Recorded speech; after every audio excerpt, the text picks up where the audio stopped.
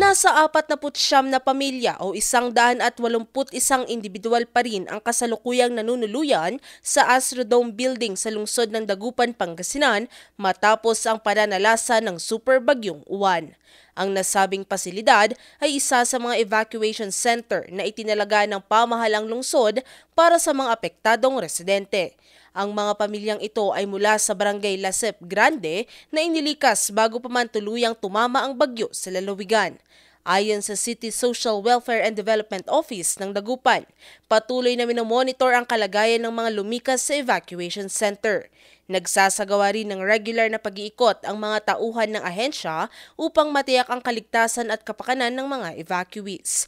Katuwang ng CSWDO ang City Health Office sa pagbibigay ng serbisyong pangkalusugan sa mga nasa evacuation areas. Dito, nagsagawa sila ng libreng konsultasyon, namahagi ng maintenance medicine at mga gamot para sa ubo, sipon at lagnat. Kabilang din sa mga ipinamigay ay mga bitamina at antibiotics gaya ng doxycycline upang maiwasan ang mga sakit na maaring makuha sa baha gaya ng leptospirosis. Tiniyak naman ng pamahalang lokal na may sapat na supply ng pagkain ng mga evacuees.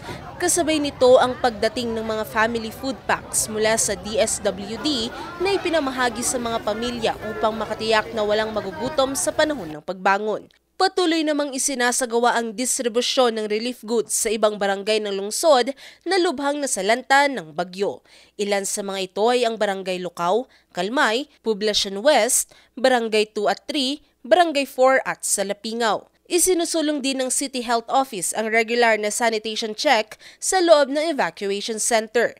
Samantala, patuloy na nakatutok ang mga kawani ng CDRRMO sa monitoring ng lagay ng panahon at mga kondisyon sa mga apektadong lugar upang maagang makapaghatid ng karagdagang tulong kung kakailanganin. Valerie Dismaya or NG News.